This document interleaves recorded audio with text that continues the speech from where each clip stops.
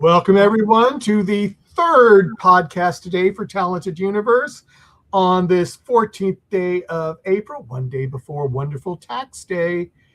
And I am here with my co-host, Greg. Greg, how are you doing today? I'm doing well, Michael. How are you? I'm doing pretty good. And we have a special guest that I have been talking up the last few days on the shows. And I've gotten some weird things, like people think I'm lying when I tell what we're going to be talking about tonight. But where it is true, we are going to be talking about chess boxing with Matt Thomas. Matt, how are you doing? I'm doing great. I'm grateful to be here. Grateful to be done with my taxes. Got them in early this morning, and right on time, right before the bell, and excited to share some more chess boxing with the world. Yeah, as I was telling you before we went online, I was watching. I just happened to watch 60 Minutes, and it wasn't even when it was on. It was they rebroadcasted at 1 a.m, and I happened to be up working on stuff. And I tuned in and I went, wait a minute, what are we talking about? And chess boxing, really? And I said, it's on 60 Minutes, so it must be true. Yeah, 60 Minutes has definitely helped legitimize things. And it's good to know that they've rerun it. It kind of makes sense because I'll get waves of people reaching out, but they're usually in concentrated little pockets.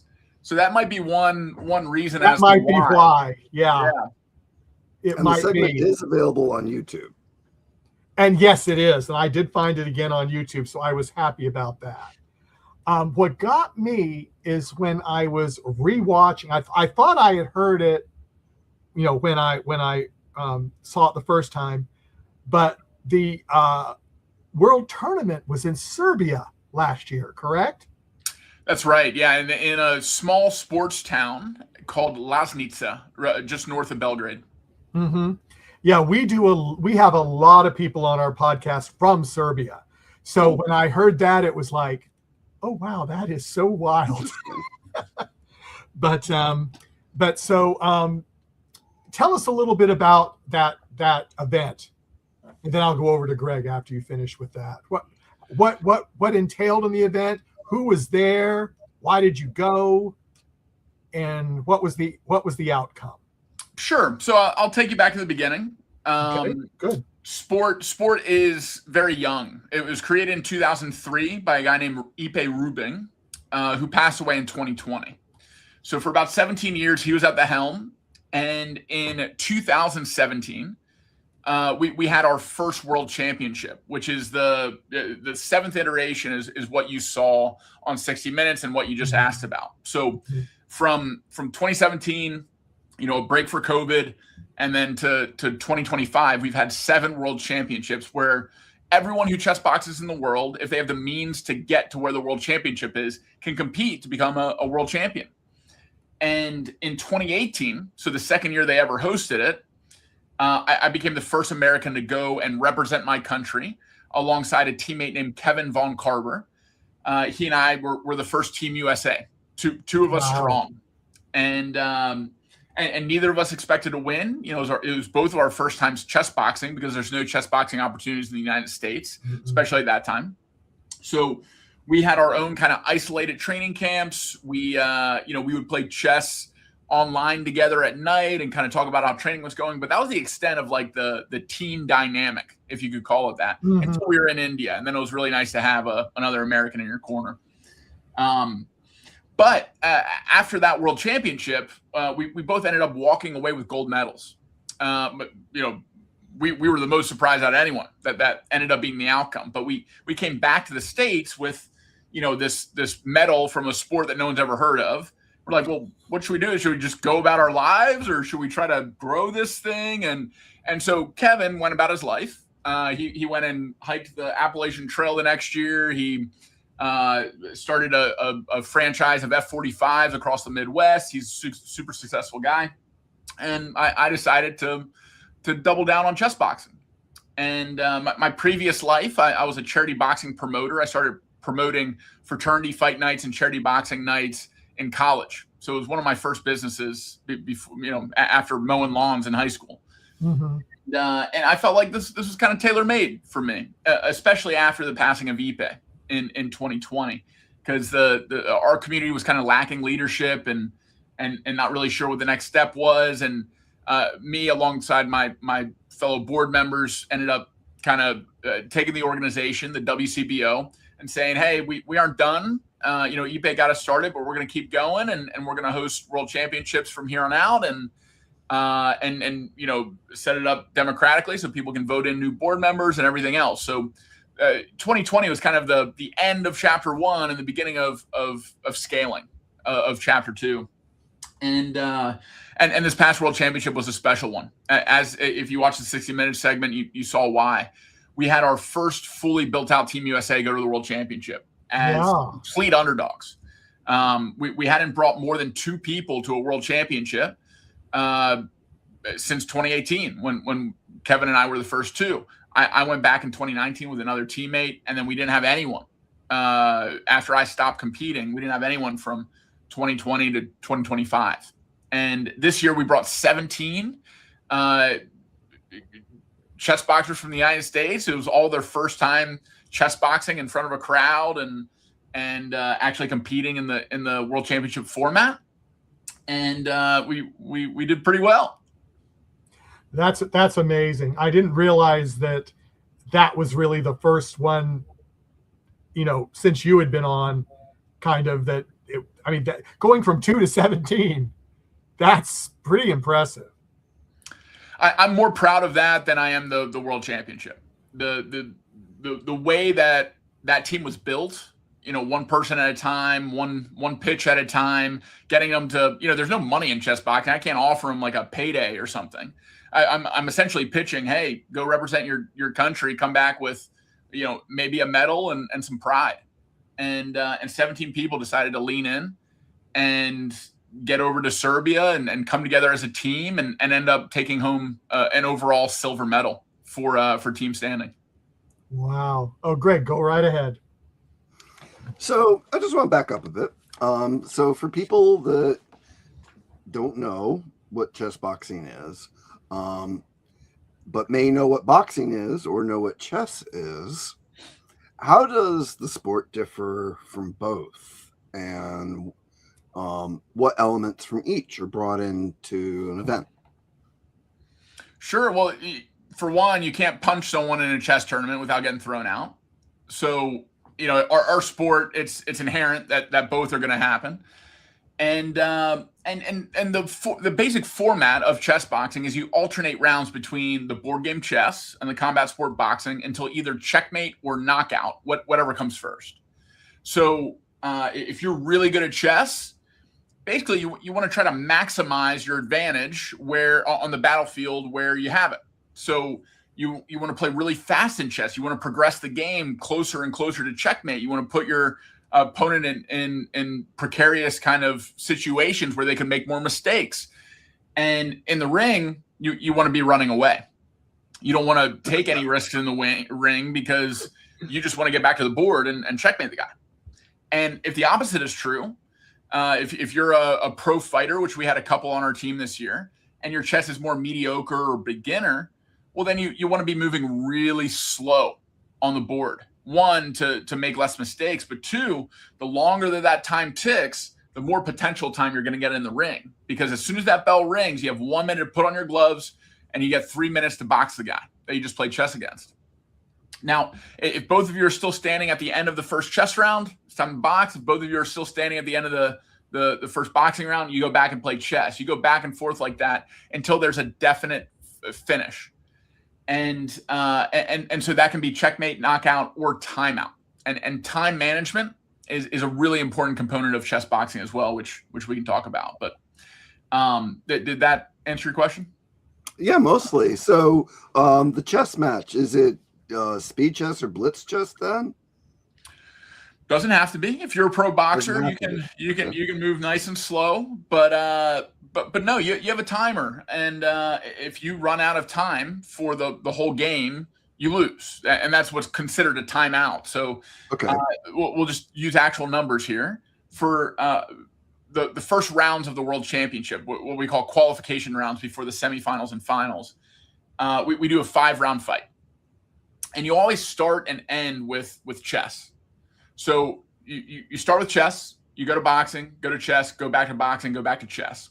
And every round is 3 minutes. So the entire match is going to take 15 minutes, separated up into 5 3-minute rounds. Because there are 3 chess rounds, 3 times 3 is 9, so 9 total minutes. Each player in that chess boxing match is going to have 4.5 minutes on their clock, exactly half of 9.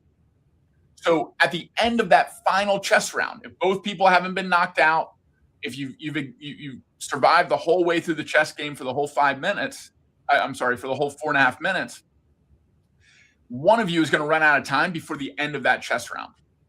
And the reason why I'm breaking this down so granularly and why I think it's so important is I think that this is the biggest and best correction or iteration that we've added to combat sports. Because if you ever watched a boxing match and the guy that everyone saw won didn't get his hand raised at the end, you know what I'm talking about. What was a judge paid off? Was the fight fixed by the mob? Was what was I watching that the judges didn't see? And that subjectivity, it leaves a lot of room for error because humans are flawed and we make errors. It also leaves a lot of room for potential corruption or unjust kind of rulings. So in order to remove that, Iepe did a really smart thing, which is in 99% of our matches, you will see a checkmate or a knockout or a timeout, and you'll know exactly why whoever won. So it creates this very fair, very transparent form of competition that, in my opinion, of course I'm biased, but in my opinion, it's the ultimate form of competition. I don't think there's any other sport that combines mind, body, and spirit in the way that our sport does. Interesting. So back to you, Michael. Are we getting any comments? I just got a hi, and it's from someone from Bangladesh. Hi, I'm Anisha Takdar, and from Bangladesh. Thank you for joining us. Welcome, if you have a question for Matt, please put it there where you put that, and we will get to your question. Awesome. Yeah, that is kind of cool. How do I put this? After you won your gold, did you think about just not doing anything else with it, or did you just really you just got the notion just you wanted to do more with this? I kind of put it in the hobby category of my life. Mm-hmm. I went back in 2019 and competed again. So I had another fight camp. I was competing as a boxer around that time as well. So I was training for other fights. It was just a hobby. I was never intending to make money with boxing. I wanted to just do it because I loved it, and my body was kind of made for it. So I wanted to do it as long as I could and then get out before I did too much damage to myself. And with chess boxing, it really tipped over the edge last year. It's been a very slow kind of build, but last year, a couple things hit all at once. One, we had 60 minutes to reach out pretty early in the cycle for me to be able to realize, okay, for the last 50 plus years, 60 Minutes has been the most watched news outlet in the United States. So if I want this to grow in the United States, which I do, then this is an incredible opportunity that I need to prioritize. I need to put work and relationships and other things kind of on the back burner to make this number one. And two, we had a few, but both celebrities and very good chess players reach out to be a part of the team. And to have the traditional chess world start to embrace chess boxing, which has always been kind of a redheaded stepchild, this oddity, this absurdity that people in the chess world would make fun of. To have people like James Canty or FIDE Master William Grafe reach out with titles, with a New York State championship under Grafe's belt, with a top 10 chess stream under James Canty's belt. that gave us a lot more firepower to be able to start to go for sponsors, to be able to start to legitimize the sport as not just something that's kind of funny to ask during chess interviews for top 10 players, but something that is actually viable as an option for athletic chess players who want to challenge themselves and compete at a high level, probably higher than they compete in just chess. So those two things happening made me kind of start to reorganize my life in order to give this the space and the air to be able to breathe and grow. And what's taken that space, I've been very pleased with. We've been able to open up over 10 clubs across the country just since the 60 minutes segment. So we have a grassroots movement of people that want to congregate together and train specifically chess boxing, not go to chess club one night and boxing club, 3 nights a week or whatever, but actually do the format. And we have 3 collegiate chess clubs starting up next month. So from kind of the top down, the people around my age, I'm 35, it's only ever going to be a hobby and a passion. We aren't going to be able to make this our careers and our lives. We've kind of already aged out of that. But you start getting into college kids and especially youth under 18, which I'm working on a partnership with the AAU, the Amateur Athletic Union, in order to offer chess and then chess combat. If we get kids growing up with at least exposure to chess combat, if not it being their main thing, their main focus, that's how you really build a sport. It's not through the people doing it today that are of age. It's through the next generation that grow up as hobbyists and fans and hopeful professionals. Because with aspirations like getting chess boxing into the Olympics or getting chess boxing to be sanctioned in the United States, to be able to compete in the same way that people compete in the UFC or professional boxing, it's pretty far off. There's a lot of requirements that we don't meet. And a lot of those requirements have to do with fan base and with demographic of who's watching. So starting with kids is the way forward. And that's what I've been focused on since 60 Minutes is opportunities for people to be exposed to the sport. And once they're exposed, to have an option to actually act on that and train. Wow. That makes total sense. This tour that you're going on starting Saturday, are you going to universities? Are you going to just, like you said, some of these, they're starting to open up some clubs. Are you going to the cities that there's clubs opening up, or what is your, what's your goals? What's your, what is it you want to do? Yeah, no colleges are on the list just yet, but what we are focused on doing is going to the major markets that already have an established club with enough people to at least train with team members that we fly out there, and hopefully a few qualified people to try out for the team. And what we're doing is we're starting with New York, which is one of our hubs for chess boxing in the United States. A guy named Jared Gaiman in the late 2000s. What was the first person on U.S. soil to start chess boxing, and it was in New York. So it's kind of ground zero for the sport. And so we're starting out there. We're flying in some of our world champions like James Canty, who won a super heavyweight gold against Russia in the final fight of the whole world championship. So that was wild. I saw the parts of that, and I just went, I can't believe he did it. Yeah, me neither. But he's a beast on the board and in the ring. So he'll be there. We also have a special guest for this one. It's a 3-time national champion chess player, women's grandmaster Jennifer Shahade. And she just released a new book. She'll be doing a Chess Fit simul. She'll be talking about the book, Thinking Sideways. The whole event is free. It's 2 to 5 p.m. at Outbox Gym in New York. And if you just want to spectate, that's fine. You don't have to strap up. If you want to train with the team for the first 30 minutes, you can do the warm-up with us and some chess boxing drills. And then it'll shift over to tryouts. And people can stick around and watch tryouts. And that same format will be replicated across the country. So we have cities like Atlanta, Miami coming up next. We have Austin, Chicago for the Midwest. And we have Vegas, Los Angeles, and San Francisco for the West Coast. So and we're leaving it open in case, one city comes out of nowhere and be like, hey, we just found out about this, but we have 30 people that train chess boxing every other day.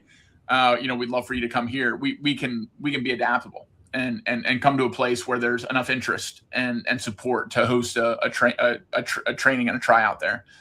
But those are the markets that we've identified that already have some chess boxing activity and enough people to come try out where it would be worth the stop. That makes sense. Well, I'm going to throw up. We just had a comment from Christian Macias says chess boxing is the next best thing. So yeah, the name looks familiar. Thank you, Christian. I think he's in our ranks, and yeah, we want that kind of spirit popping up all over this country. We're kind of late to the party. Russia's been where we are now. They were here 10, 15 years ago. Yeah, because they've been able to get it in over 500 schools and universities and clubs across Russia. It's it's becoming a mainstream sport in that country. How many contestants did Russia have come to chess boxing? Over 60. Wow. Yeah, and you had 17. 4 times the size of our team. Yeah. Wow. That is something. Greg. I've got lots of questions. So you mentioned one of the persons coming to your event is a female chess player. Is the sport co-ed? Do you have women's bouts and men's bouts, or matches? Do men and women compete against each other? This is maybe the most important thing to cover if there's any interested chess boxers out there. The way to place first overall is to do what Russia did, which is bringing a huge team and stacking every weight class, every age group, and every gender. So males and females can compete in chess boxing, and there's separate divisions for them. Okay. Aside from that, there are multiple weight classes within each gender division. So for men's classic, we have 12 weight classes. For women's classic, we have 8 weight classes. And then we have youth and masters as well. So under 18, separate division, and over 40, separate division. Oh, okay. So all these sections, we don't have enough people to fill all of them. So in some weight classes, there's just 2 people, and those people are automatically in the finals, and they fight for a world championship. So if you're in one of those kind of fringe groups, if you're a kid and you're like, chess boxing's cool, I want to go represent my country, you have a pretty good shot at winning a world championship, regardless of your level, just by showing up. It's almost like a participation trophy at this point. And same with females. We need a lot more females reaching out to compete. And so, especially young kids, especially women, and we still have spots on our masters team for this year too. But masters men is one of the places where we shined in the last world championship. All 5 masters fighters that we brought all ended up winning gold. So that was a way that we got that medal count up really high. Mm-hmm. Interesting. Are you finding that you're getting more boxers coming in and then embracing chess, or more chess players coming in and embracing the athletic aspect of it? In general, it leans chess, and I'd love for it to be more balanced, but I will say chess is a much harder thing to get a baseline efficacy of to be able to compete in the world championship than boxing. If you're a good enough athlete and you can stay away from danger from someone, if you can cover up, if you can dance around the ring for 3 minutes, and you're a good chess player, I mean, that was basically Canty's build. That was William Graf's build. That's going to be international master Sasha Velikanov's build. These people are in the top 1% of chess players in the world. They don't need to be good at boxing. They need to be able to stay alive and checkmate everyone. Okay. So I'd say that the chess world has embraced us a little bit more than the boxing world. Where our broadcasting partner is Chess TV, which is owned by Chess.com. It's the biggest company in chess, and they're one of our team sponsors as well. So thank you, Chess.com. We couldn't have gone to the World Championship the way that we did without them last year, and so I would put it at maybe like a 65-35 or a 70-30 kind of split in favor of chess players. Pretty cool. So you mentioned that there's 2 rounds of chess. If somebody gets beaten up pretty good in their second round of fighting, does it affect their chess match, or does the intense thought in the chess matches affect people's ability to fight? So you've landed on the crux of the sport. So chess is hard enough on its own. When you add the complication of not only getting hit in the head, kind of the obvious damage like brain damage. Not many people get actual brain damage in chess boxing. It's a hard thing to do. You have to time the punch perfectly. You have to have the power. You have to have the technique.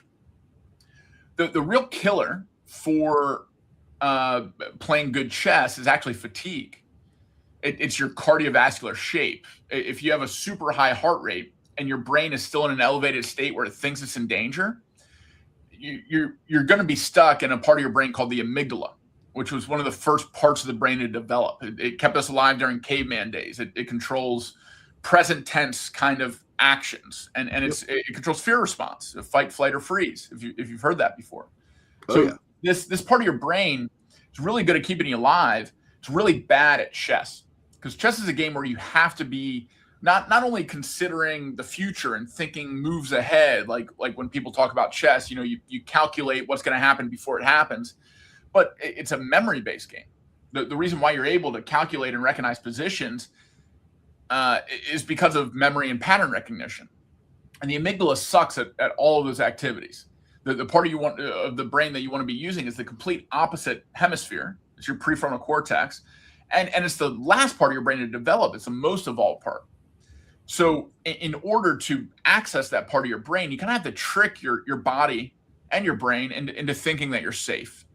So as soon as a boxing round ends, you want to be getting into chess mode. And you have 1 minute to do that. So you have to go over to your corner and take off your gloves. That's the only requirement before coming back over to the board. But there's a lot of other things that you can do in those 60 seconds that can give you a slight advantage over your opponent. If you can lower your heart rate faster, if you can start to engage the part of your brain that's better at memory, pattern recognition, analyzing, etc., that's going to give you a little head start in the chess match in the next round. And it only takes a few seconds to make a mistake, blunder, and have this domino effect of momentum working against you the rest of the round. And we've seen just through data that most of the match-ending mistakes that happen on the chessboard happen within the first 30 seconds of the round, which means that's when they're the most affected by whatever just happened in the boxing ring, whether it's head trauma, getting hit hard, or whether it's fatigue, which is most of the cases. Interesting. That's really, that's kind of like what I was thinking could happen. That's really, it puts more of the sport aspect into both. And it's kind of, I can now starting to see how this is taken off. Very, very cool. So you'd mentioned they have to take off their gloves. In heavyweight boxing, you usually have these big monster gloves, tape, and all of the stuff that goes with it. Do you use that type of boxing glove, or are you using the smaller sparring gloves, or with only a minute to transition? How does that happen? Your hands are still wrapped, and they're wrapped in a way that's inspected by a judge. So that people aren't like shoving metal or brass knuckles or something in their wrapping, right? So it's the same as pro boxing in that respect.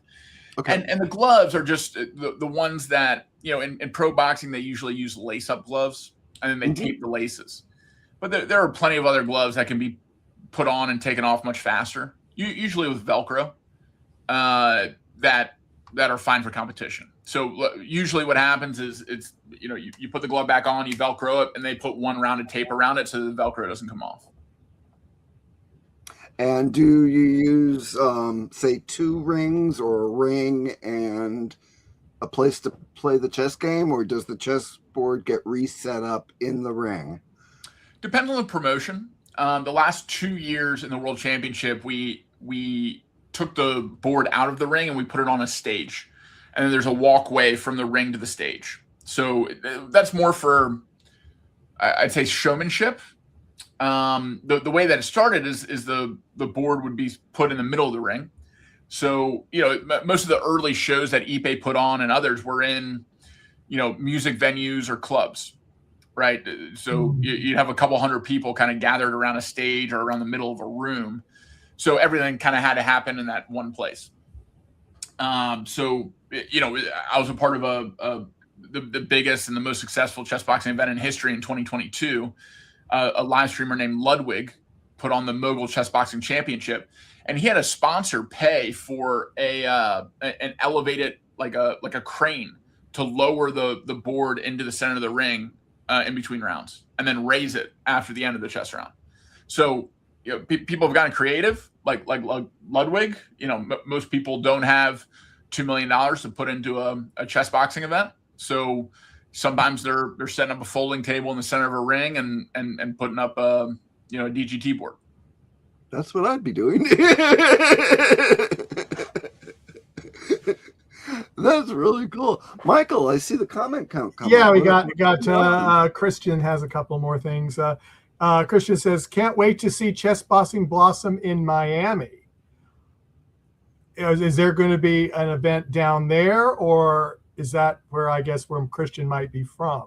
Yeah, we're looking at venues and dates to host one of our Team USA tryout tour stops in Miami right now, and Christian is helping out. Oh, there you go. That explains that.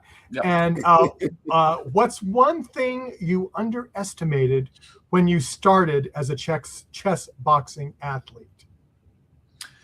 Yeah, I think it's something that's still underestimated today for most people, which is that phenomenon that happens in between rounds that I described a second ago. It's kind of table stakes to be good at chess and good at boxing, and to practice both and ideally practice them in tandem. You can always tell the people that just practiced chess in isolation and boxing in isolation in the World Championship, they always get exposed. The minute in between rounds is I think the next frontier for the sport of what kinds of recovery techniques or priming techniques can people develop to get an advantage at the beginning of the round when the most important moves or punches are being thrown. And it's something that wasn't really on my radar going into the first World Championship, but inadvertently I was practicing basically priming for the next activity without really having any kind of neuroscience behind it or data behind it like we have now. I kind of stumbled into it because I was into breath work and yoga, and I would use a certain breath pattern to downregulate, which is a slow pattern breath, and I'll use another breath pattern to upregulate, which is very fast pattern breath. And no one in the sport was doing that yet at that time, so that's my little contribution to the sport, starting to focus on this minute in between rounds, and it's already changed since I started doing it in 2018. People are adding things like inner word kind of mantra. So they're repeating the same thing to themselves over and over and over again to kind of drown out everything else and just become a one-track mind that now I'm a chess player. And then closed eyes visualization. That's something that I wasn't doing a whole lot of when I was competing, but thought might be able to help. But basically, as soon as the bell rings and someone makes it to their corner, their eyes are closed and they're starting to visualize the board, visualize the last move that was made, visualize candidate moves, what would happen after those candidate moves. High-level chess players can play chess blindfolded. And we're getting more high-level chess players in chess boxing that are starting to do closed eyes visualization before the board even comes back into view. So these little kind of competitive advantages are starting to bubble up in our sport. And it's still so young. I love using the example of the high jump, where up until the mid-20th century, everyone was jumping over the high jump belly first. And it took one guy to be like, what if I tried jumping over it with my back, to break every world record and to set a completely new standard for the sport? In my opinion, the starting to focus on the minute in between rounds as another competitive minute. It's not a break. It's not just to get gloves on and off. Focusing on that as a third battlefield is I think something akin to the high jump shift. Yeah, wow. Okay. Christian says one last thing, at least for now. Has anyone been KO'd in recent time? Yeah, KOs happen every world championship. We had the head of New York. I'm sorry, the head of New Jersey chess boxing got knocked out by a Russian in the first round. He was our first guy to fight in the world championship too. It was like a terrifying, like, oh no, did I just bring 17 people over here to all get knocked out in the first round? Yeah. But he a great kid and ended up being a great teammate the rest of the week for the rest of the guys.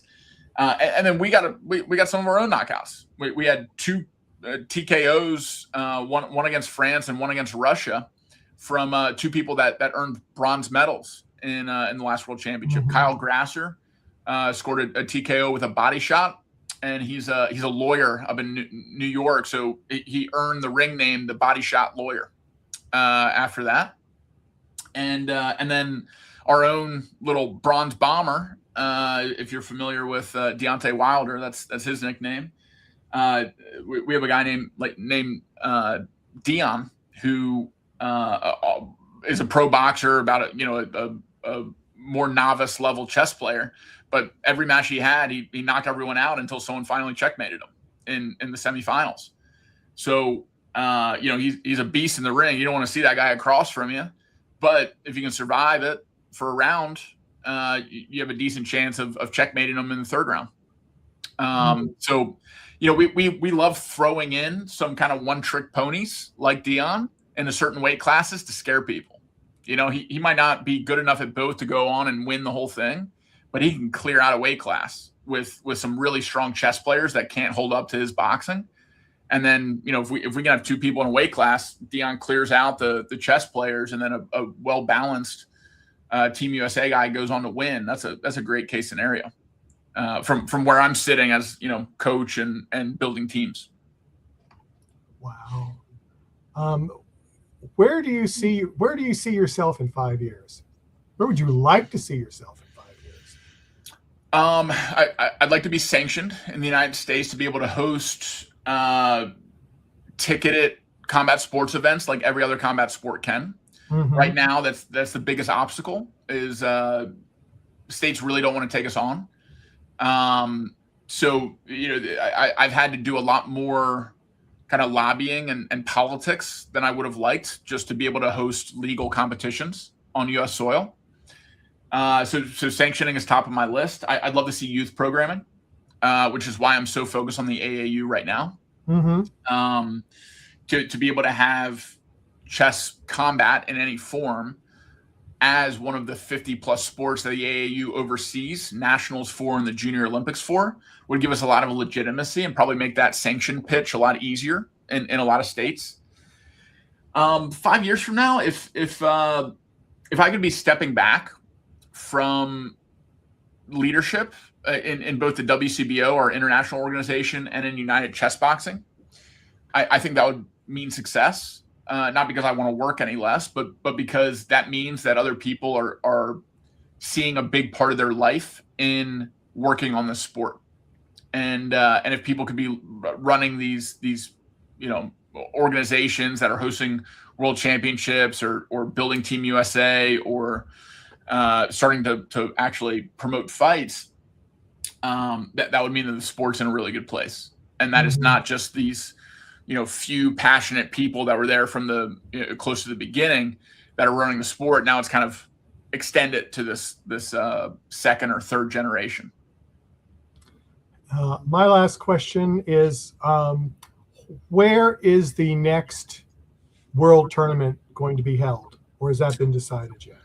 Yeah, it hasn't been officially announced yet. I will say that the two countries that have submitted bids, I should say 3 countries that have submitted bids, are Serbia again, to return to the same place where we did it, which was very cost effective and definitely our best run world championship. So I don't think it's unfair to say that Serbia is probably our favorite right now. Mm-hmm. Mm-hmm. Turkey is also offered and or bid, and Czech Republic has also bid.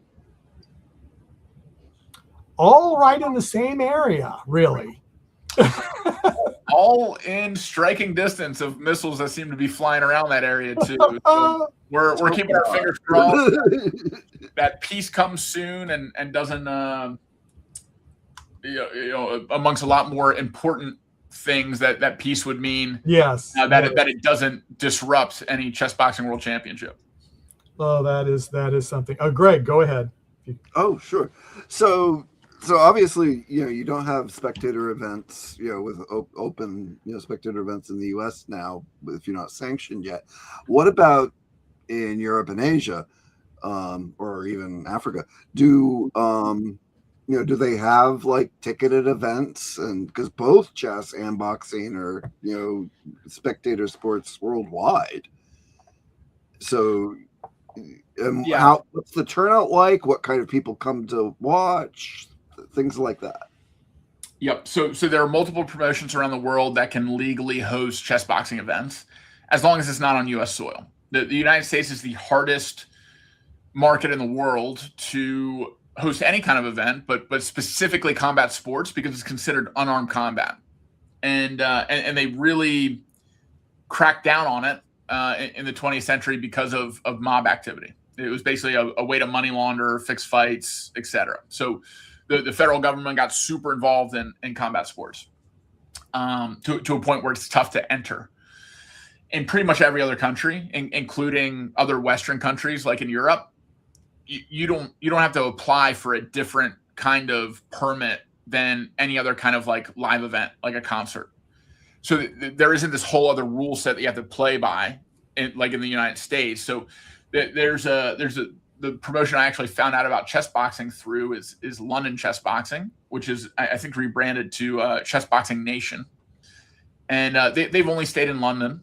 And then the biggest and in my opinion the best chess boxing promotion in the world is called the Intellectual Fight Club, or the IFC for short, and they're positioning themselves as basically the UFC of our sport.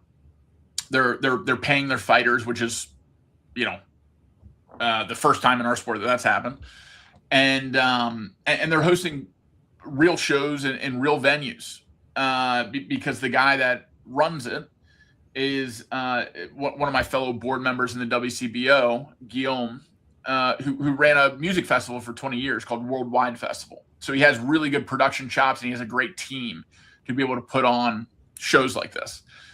Even to the point of, we had an exhibition in the Paris 2024 Olympics the night before the opening ceremony in Les Olympia in Paris. We had a crowd of over 2,000 people in one of the most iconic music venues in Paris. We had two fights. We had a lot of Olympic athletes in the crowd, a lot of media in the crowd. It's one of the things that helped kind of put us on the radar of media organizations like CBS News and 60 Minutes. So those types of promotions are super important. I'd love to have one up and running in the United States, but sanctioning comes first. Yeah. And until then, it's Russia doing Russia's thing in Russia. They're pretty isolated from the rest of the world. India has a really active organization.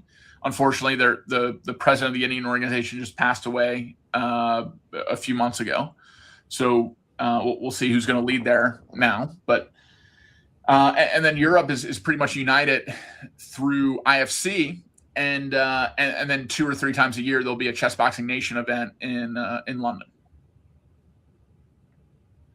Cool. So you're starting, kind of like an awareness, hey, let's get people interested thing here in the United States, starting in New York. Where can people learn about where you're going to be and when? Yeah, the best way is through social media. So mine have been ticking across the bottom like stocks for the interview. So it's really easy though. It's at Moving with Matt on all platforms. Matt only has 1 T. So anywhere where you consume media, it's the same handle for me personally. And then United Chess Boxing is the brand that oversees Team USA. And it's the first agency in the sport. So we help other events get sponsorship. We help with content creation. We help represent fighters and try to get them spots on shows. And the primary responsibility for United Chess Boxing is building and managing Team USA. So at United Chessboxing is where to find that on social. And then UnitedChessboxing.com is our home site. And you can fill out an interest form there. You can let us know if you're a potential fighter, if you just want to join a club and do it as a hobby, if you want to start a club, if you want to be a sponsor. We need more of those. So if you want to write a check, I'd love to talk to you. All of those can be found on the United Chessboxing site. Cool. Other than winning, of course, let's close with, do you have a favorite fun moment from one of the matches or events that you've attended or participated in?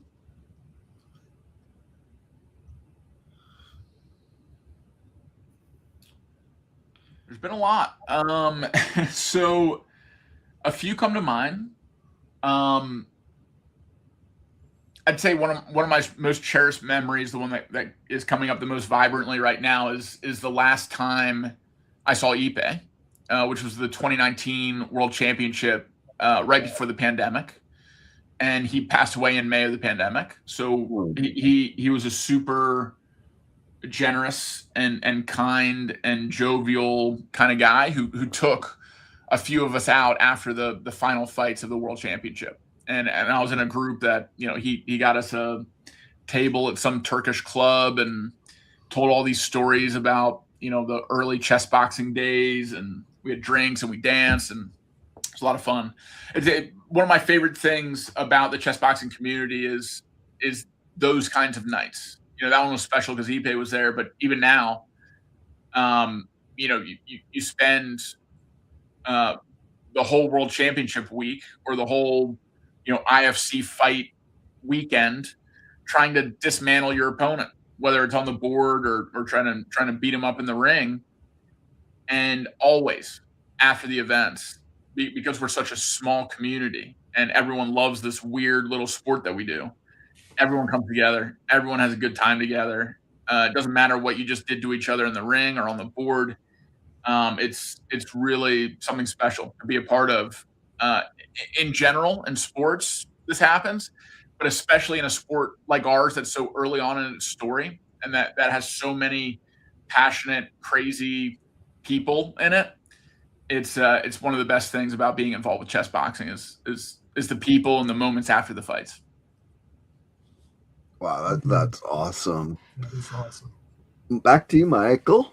Yeah, well, I'm trying to, think of something else. I mean, it's everything I was thinking about talking about, we've talked about. Is Matt, is there anything else that you wanted to bring up that we have not?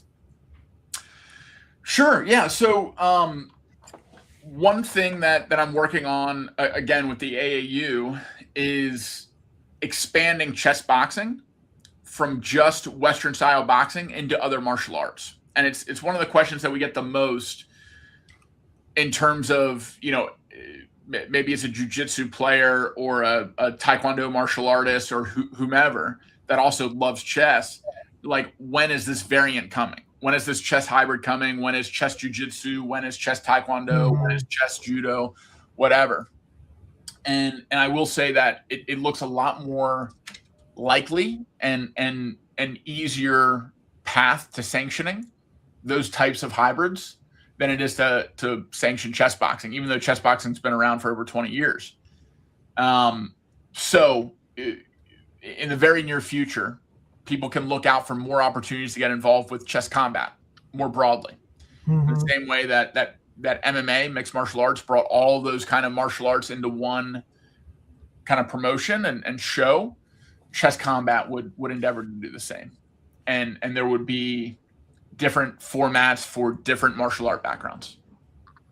So, as the sport continues to evolve, it may also maybe not fracture, but replicate into other formats and other ways for people that might not be into boxing, but are into other martial arts to be able to get involved, which is something that, to circle back to your 5 years from now question, I think I'm probably focusing more on chess combat in 5 years than I am on just running the boxing. one chess boxing organization like the WCBO or like United Chessboxing. Wow. I mean, it could really take off in a lot of different directions depending on how it goes and the interest. Let's hope so. Yeah, that's the plan. Yeah, I mean, it really people could. love chess and people love fighting. You know, it's one of the most primal, most core to human beings and human spirit. One of the most core combinations that we could possibly have is combining our mind and our body in a way that I think is exciting and that challenges people who choose to enter the arena. And I think it's the most beautiful thing that exists in sports. Now, do you see yourself, because you're kind of a coach now, is that correct, for Team USA, you would say, or because you say you're not physically participating? Is that what you said, or did I misunderstand? Yeah. I've taken a step back from actively competing. I've even since I've said that, I've competed in a few show matches to help the sport grow. That doesn't count. Yeah, I fought against the GOAT of chess boxing from the old guard, the first generation, Carl Strugnall. We ended up playing to a draw. So I'll still do some kind of stuff like that. I probably won't enter a world championship again. If I do, it'll be after I'm 40, so that I can enter the Masters. Yeah, get that one. Yeah. Yeah. So potentially then, but I don't feel like I need to do it again or prove anything. I think my role is much better served in this kind of like business kind of role and coaching as much as I can, but they're much better boxing coaches and much better chess coaches than I am. So I'd rather empower people that are much better at those expressions to be able to help our team. I can certainly coach on the minute in between rounds. That's what I do for a day job. I'm a mindset and performance coach for organizations like the NBA and Lululemon and A16Z and BlackRock. So I love coaching people, but it's not necessarily in the context of chess boxing. And I think as time goes on, there will be dedicated chess boxing coaches that way outclass me. So would love to see those people, get their fight experience so that they can be coaching from experience and then start to focus on coaching and bring up the next generation of chess boxers. Yeah, that's really exciting. That's really exciting. So everyone out there, I hope you kind of had some of your questions answered. I wish we'd had a few more questions in the chat room, but a lot of people just like to be quiet and just sit back and just think about what's going on. But everyone, right down there, you can see Matt's links down there. If you miss it, just go to talented-universe.com, go under 2026 tab, and you will find all of his links that you could just click on our webpage. So saying that, thank you all for coming, and we'll see you again next time. Bye-bye. Appreciate it, guys. Take care. Thank you, Matt.